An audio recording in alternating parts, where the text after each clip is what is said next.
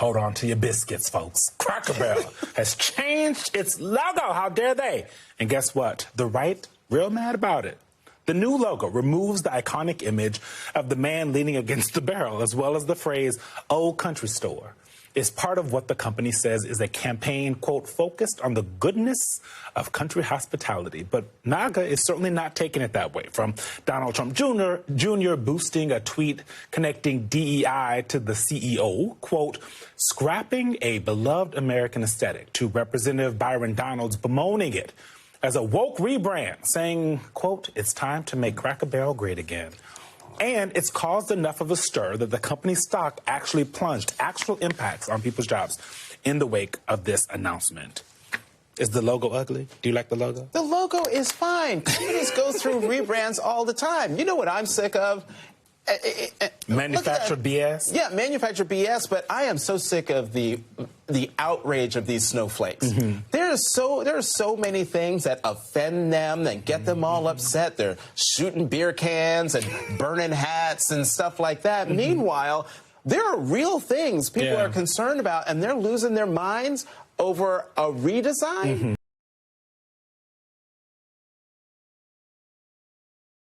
Dale Jackson here for Yellow Hammer Now. And is there any more telling situation about the state of modern America than two low testosterone men on MSNBC acting like they don't understand why people are upset about the Cracker Barrel situation? Now, I'm not mad about the Cracker Barrel situation in any way, shape, or form, but I absolutely understand why people are irritated about it. They act like they can't understand it because they think it makes them seem like they're somewhat better than everybody else, but that's really not what it is. It is the fact that they don't understand anyone who is not just like them. Like, I understand those two individuals very, very well, but they would tell you they do not understand me at all, and they'd probably be right about that. Here's someone else that doesn't understand: the CEO of Cracker Barrel. Honestly, the feedback's been overwhelmingly positive that people like what we're doing. I'll give you another soundbite. I actually happened to be in Orlando last week with all of our managers. We bring them together and once every other year. And the number one question that I got asked, Michael, was, how can I get a remodel? When can I get a remodel? How do I get on the list? Oh, really? So because the feedback and the buzz is so good, not only from our customers, but from our team members. They want to work in a wonderful restaurant. So we're doing everything for our guests and our team members.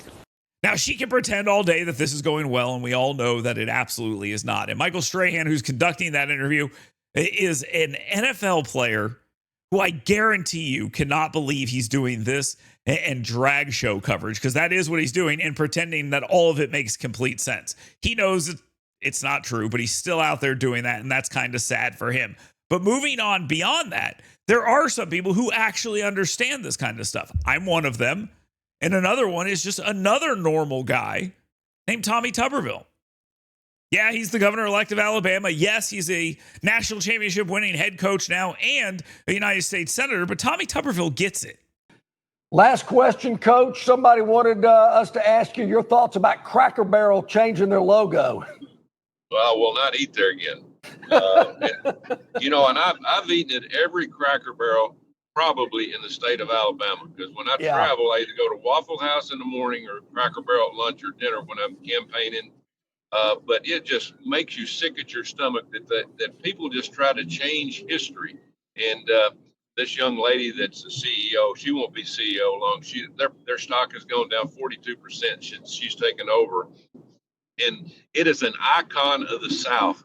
It is based in Lebanon, Tennessee. Right. And for somebody that looks like an Ivy League student that doesn't know the difference between right and wrong is going to make these decisions. It just mind-boggling me. Bud Light, the NFL cheerleaders now, just makes you sick of what these people are trying to do. I want to ask Jerry Jones or some of the people that I know, what is in y'all's mind of letting this happen? You have got the best product ever, but you're setting back and letting people make decisions that you're imploding from within. So whether you're changing the logo on Cracker Barrel and the entire motif, which is the real problem here, or you're going through Disney's catalog and destroying it from the inside, or you're attempting to rewrite American history, Americans are telling you, we don't like this. But even in the state of Alabama, The Alabama Department of Archives and History, even they had to be told to knock it off. Corey Harvard is the executive director of Prism United, a local organization that provides support for LGBTQ youth.